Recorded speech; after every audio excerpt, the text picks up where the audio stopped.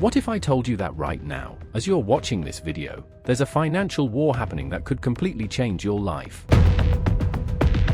Not with guns or bombs, but with currencies, trade deals, and economic alliances that most people never hear about. For over 80 years, the US dollar has been the king of all currencies. When countries want to buy oil, they use dollars. When they trade with each other, they often use dollars. When they need to store their wealth safely, they buy US Treasury bonds with dollars. This system has given America an almost magical economic superpower. But what happens when that crown starts to slip? Right now, some of the world's most powerful nations are actively working to end America's monetary dominance. China and Russia are trading oil in yuan. Saudi Arabia is considering alternatives to the petrodollar. The BRICS nations are developing their own currency system. If they succeed, every American could wake up to a world where their savings are worth less, their government can't fund itself the same way, and the economic rules that have benefited this country for decades simply disappear. This isn't science fiction. This is happening right now. And by the end of this video, you'll understand exactly what's at stake and what you can do about it.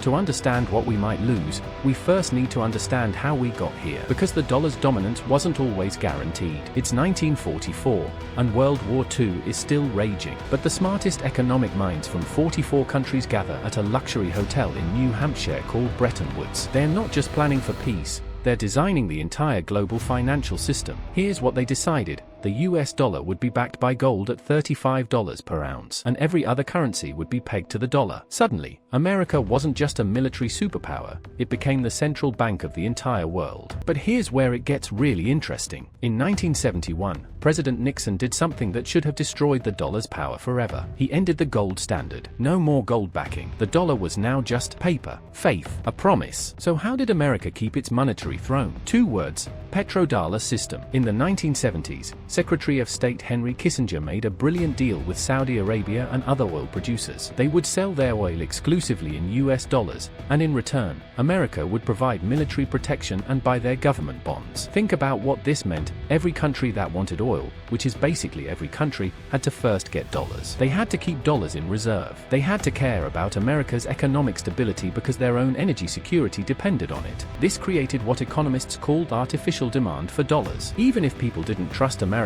they needed dollars to survive in the global economy. For 50 years, this system has been America's greatest economic weapon. But every empire eventually faces challenges.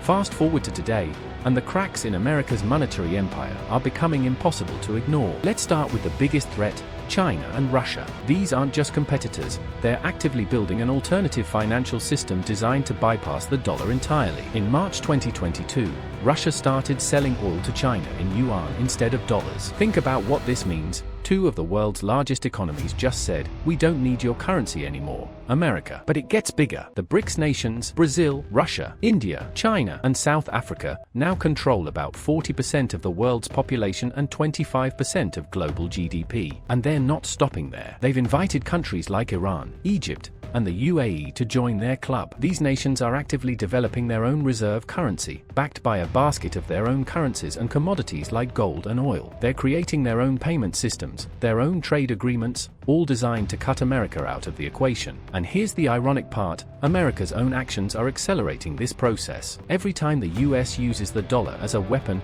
freezing Russian assets, cutting countries off from SWIFT banking, imposing financial sanctions, it proves to other nations that depending on the dollar is a vulnerability. Even America's closest allies are hedging their bets. Saudi Arabia, the cornerstone of the petrodollar system, is now openly discussing accepting yuan for oil sales. The Crown Prince essentially told the world, "We're keeping our options open." Meanwhile, central banks worldwide are buying gold at the fastest pace in 50 years. They're diversifying away from dollar reserves. They're preparing for a world where the greenback isn't automatically king. The question isn't whether these challenges are real. They absolutely are. The question is, what happens if they succeed? Here's where things get serious for every American watching this video, because if the dollar loses its reserve currency status, the consequences won't just affect Wall Street, they'll reshape your daily life. Let's start with inflation, and I'm not talking about the 3 to 4% we've been dealing with recently.